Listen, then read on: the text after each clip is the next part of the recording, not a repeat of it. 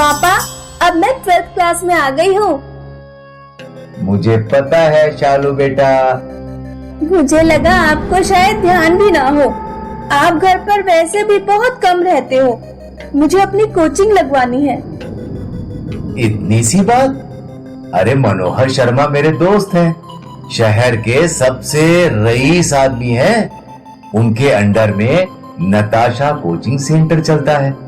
मैं वहीं तुम्हारी बात करके आता हूँ। शालू के पापा नताशा कोचिंग सेंटर जाते हैं। रात के 10 बज जाते हैं, लेकिन शालू के पापा घर नहीं लौटते। तेरे पापा कहाँ रह गए? जरा फोन तो कर। शालू फोन लगाती है। पापा फोन नहीं उठा रहे। शालू और शालू की मम्मी नताशा कोचिंग सेंटर पहुंचते हैं। वो देखते हैं कि क्लासरूम में शालू के पापा की लाश पंखे से लटकी हुई है। शालू चिल्ला पड़ती है, शालू के पापा को किसने मारा? क्या है नताशा कोचिंग सेंटर का राज? आइए सुनते हैं कहानी भूतिया कोचिंग सेंटर। रमेश का परिवार उत्तर प्रदेश के बरेली जिले में रहता था। रमेश एक प्राइवेट स्कूल में टीचर था। पापा, आज ड्यूटी से लौट कर आइएगा तो मोमोज लेते आइएगा। ठीक है बेटा। रमेश ड्यूटी से लौटकर आता है तो उसका चेहरा उतरा हुआ था। क्या हुआ? इतने उदास क्यों हो? स्कूल बंद हो रहा है, मेरी नौकरी चली गई। पापा, आप एक कोचिंग सेंटर खोल लो। आपको मैथ्स बनानी आती है और कोचिंग सेंटर में अच्छी कमाई भी है। मेरे कोचिंग वाले सर को देख लो, महीने में लाखों की इनकम है। रमेश एक प्लॉट खरीदकर वहां अपना कोचिंग सेंटर बनवाता है और उसका नाम रखता है नताशा कोचिंग सेंटर। रमेश बहुत मेहनत और लगन से अपने स्टूडेंट्स को पढ़ाता है, इसीलिए कुछ ही दिनों में उसका कोचिंग सेंटर अच्छा चलने लगा। शहर के सबसे बड़े बिजनेसमैन मनोहर शर्मा की नताशा कोचिंग सेंटर पर नजर पड़ गई। अगर ये कोचिंग सेंटर अपना हो जाए तो बहुत प्रॉफिट होगा। एक दिन मनोहर रमेश के घर पहुंचता है।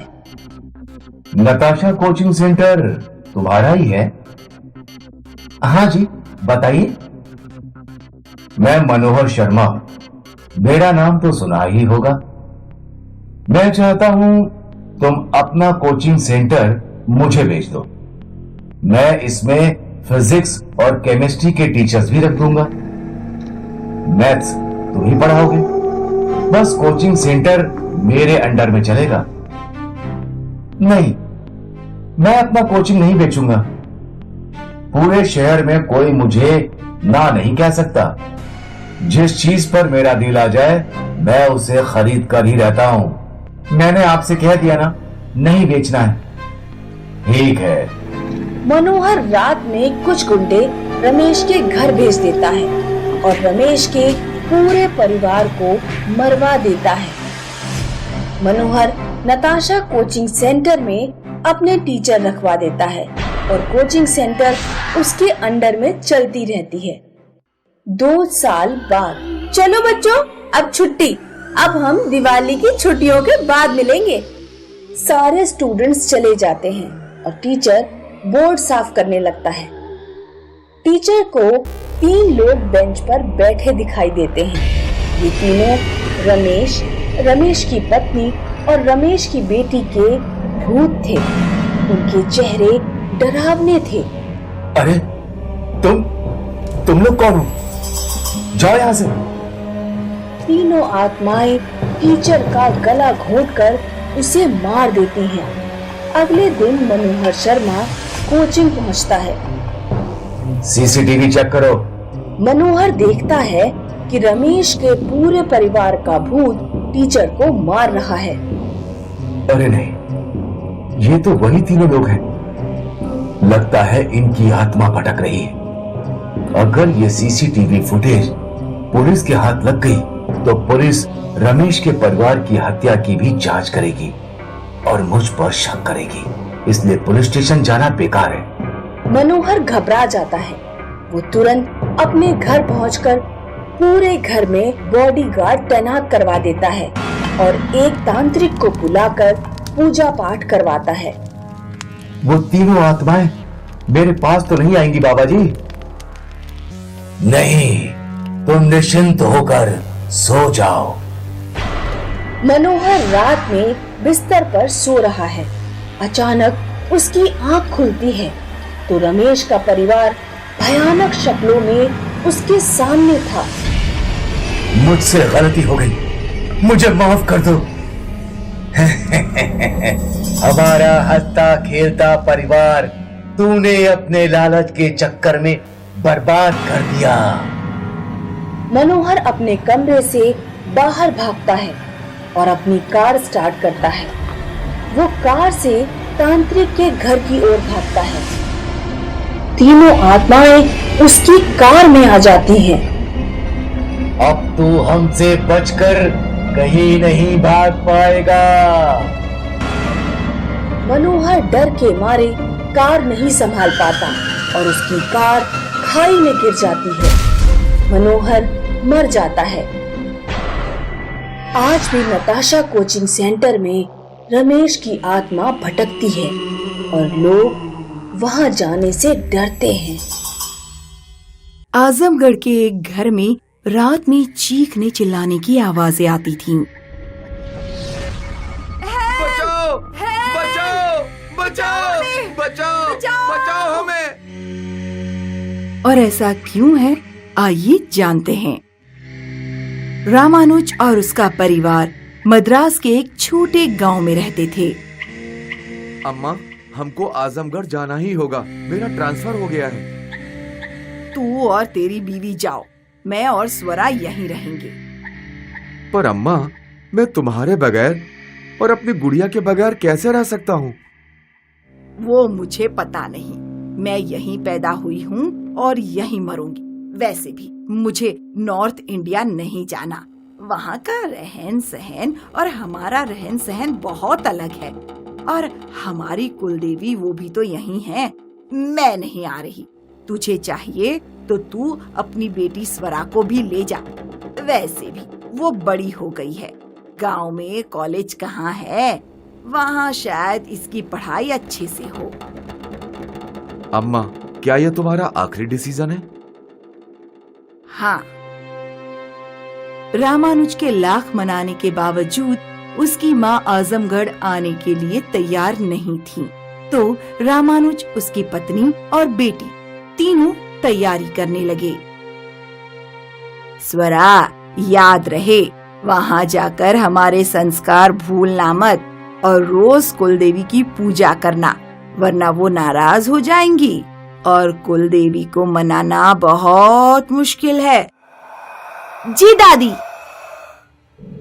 और अगले दिन रामानुज अपनी पत्नी और बेटी के साथ सरकारी गाड़ी में निकल पड़ा। पर उन्हें क्या पता था कि उनके साथ क्या होने वाला था। वो लोग तो बहुत खुश थे। कितना अच्छा होता ना अगर अम्मा हमारे साथ आती तो। तू तो अम्मा को जानती है, कितना समझाया मैंने, लेकिन वो माने तब ना।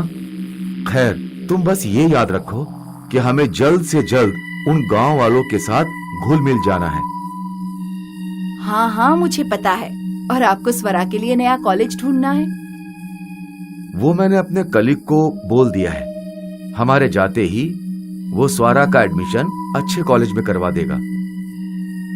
रामानुज और उसके परिवार को आजमगढ़ पहुंचते पहुंचते सूरज ढल गया। जब वो लोग गाड़ी से नीचे उतरे तो उन्होंने चंद्रमा को देखा और नमस्कार किया। तभी उसका ऑफिस का कुलीग वहां पहुंचा। आपका सफर कैसा था? ठीक था, बस थोड़ी थकान हो गई है। अभी आप लोग गाड़ी से उतरे तो आपने किसे नमस्कार किया? अच्छा, वो हमारे कल्चर में चंद्रमा को भी नमस्कार करते हैं, जैसे सुबह सूर्य देवता को करते हैं। अच्छा, लेकिन थोड़ा ऑड नहीं है चंद्रमा को नमस्कार करना? हमारे यहाँ तो सभी करते हैं, इसलिए हमारे लिए तो ये कॉमन है। अच्छा विवेक, कल सुबह किसी पंडित जी को बुलवा दो। सबसे पहले घर में कुल देवी की मूर्ति की स्थापना करनी है।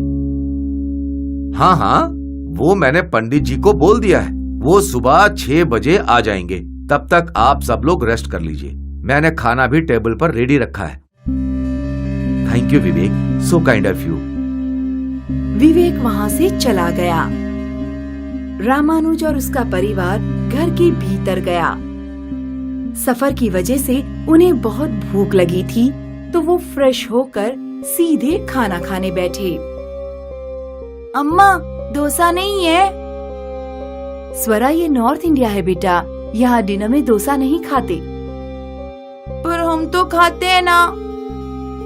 तुम अभी ये पराठा और सब्जी खा लो, कल मैं तुम्हें डोसा बनाकर खिलाऊंगी। स्वरा को ना चाहते हुए भी पराठा और रोटी खानी पड़ी। फिर वो लोग अपने अपने कमरे में जाकर सो गए। अगली सुबह पंडित जी आए कुल देवी की मूर्ति की स्थापना करने। जजमान, आपकी कुल देवी की मूर्ति की स्थापना करनी है ना? हाँ हाँ, आप अंदर आइए। पंडित जी पूजा घर में मंत्रों का जाप करने बैठ गए। कुल देवी की मूर्ति लाइए और एक टॉप में दूध भी लाइए। रामानुज की पत्नी दूध का बर्तन लेकर आई और रामानुज एक लाल कपड़े में लिपटी हुई कुल देवी की मूर्ति लेकर आया। रामानुज ने वो मूर्ति पंडित को दे दी। पंडित ने मूर्ति का दूध से अभिषेक किया।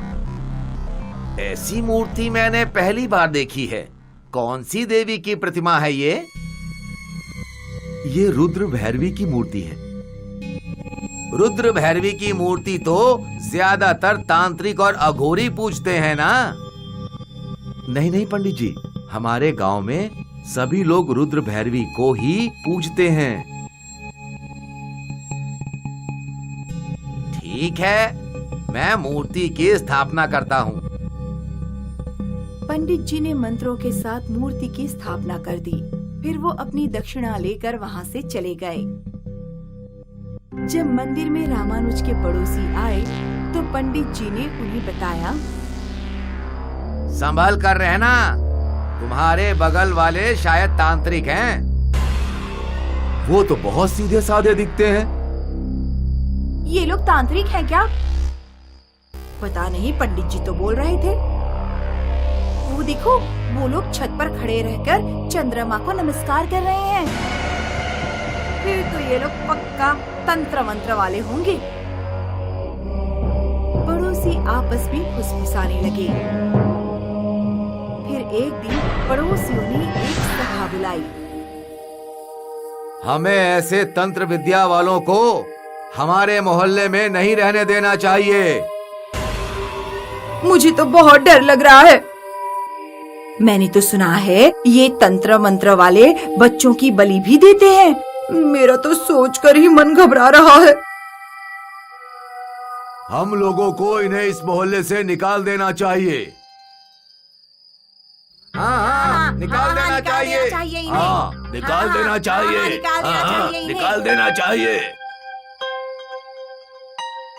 सारे पड़ोसियों ने झुंड बनाया और वो रामानुज के घर पहुंच गए, जहां रामानुज और उसका सारा परिवार उनकी संध्या आरती कर रहा था। क्या हुआ? कोई प्रॉब्लम? प्रॉब्लम तुम लोग हो। तुम लोग तंत्र मंत्र करते हो। हम तुम जैसे लोगों को हमारे मोहल्ले में नहीं रहने दे सकते। तुम्हें ये मोहल्ला छोड़ना ही होगा। नहीं नहीं, आप लोगों को कुछ गलत फहमी हुई है। हम ऐसा कुछ नहीं करते। फिर ये मूर्ति? ये हमारी कुलदेवी रुद्रा भैरवी की मूर्ति है। क्या ये भूतों की देवी नहीं है? है, लेकिन ये हमारी कुलदेवी है। सारे पड़ोसी रामानुज के परिवार की ओर बढ़ने लगे और गलती से रामानुज की पत्नी की साड़ी में दिए की आग लग गई। बचाओ! बचाओ! रामानुज बचाने आया और उसी हड़बड़ में उसका दूसरा दिया गिर गया, जिससे आग भड़क उठी और रामानुज और उसका परिवार जलने लगा। हमारी बचाओ! मदद करो! मुझे कोई बचाओ! हमारी मदद करो! Help! हमारी Please मदद करो! help! पूरा परिवार मदद की भीख मांगता रहा, पर किसी ने उनकी मदद नहीं की। सभी लोग अपनी जान बचाने के लिए घर से भाग निकले। इस दिन के बाद से हर रात इस घर से चीखने चिल्लाने की आवाजें आती हैं।